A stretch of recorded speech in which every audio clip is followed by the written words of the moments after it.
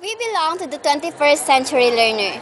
As expected, we are much modern in more on technologies. And by the use of technologies, we can get information easier and faster. But there are some ethical use of information. Here are some.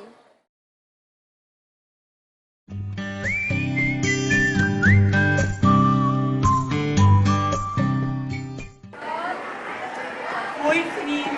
May nabalitaan ako buntis na si Jenny Cyrus! Talaga? Saan mo nakuha yan? Nakuha ko na yan sa tabi-tabi. Siguro nga.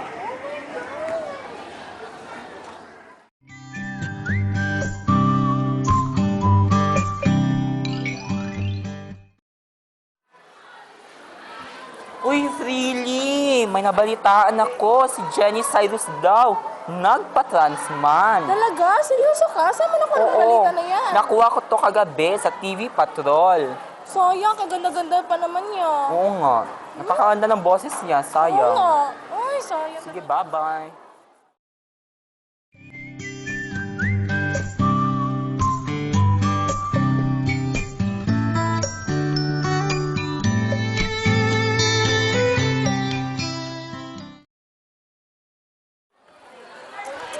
Uy, Hana, may assignment ka na? Oo. Ikaw? Patingin. Ako lang sagot yan. Ay, galing-galing mo naman. Siyempre naman. Pa-copy ha. Sige. Tara.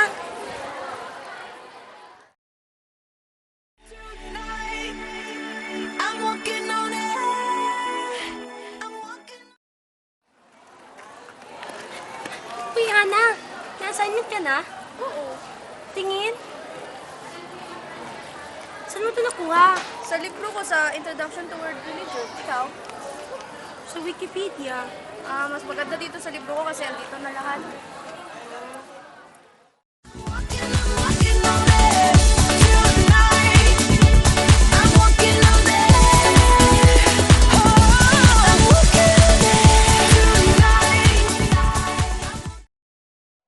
Uy, kita ko crush mo. Gapo talaga niya. Gapo talaga niya. Uy, alam niyo ba, mataas ito ang kaso ng HIV case dito sa Jensen. Talaga? Talaga? Tara, atin tayo ng seminar mamaya about sa HIV. Wag na. Hindi tayo bigyan Oo. yan. Kumain na lang tayo.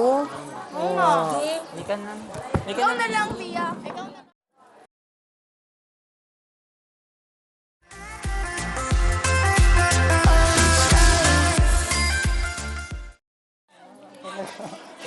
Uy, alam niyo ba, tumataas na ang kaso ng HIV case dito sa Jensen.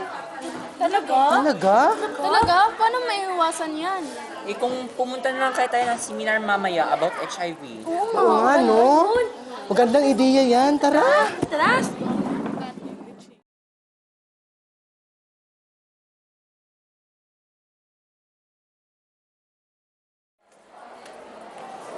Now, you already know some of the ethical use of information. We hope that you learned something and apply this when you are in the situation. Thanks for watching!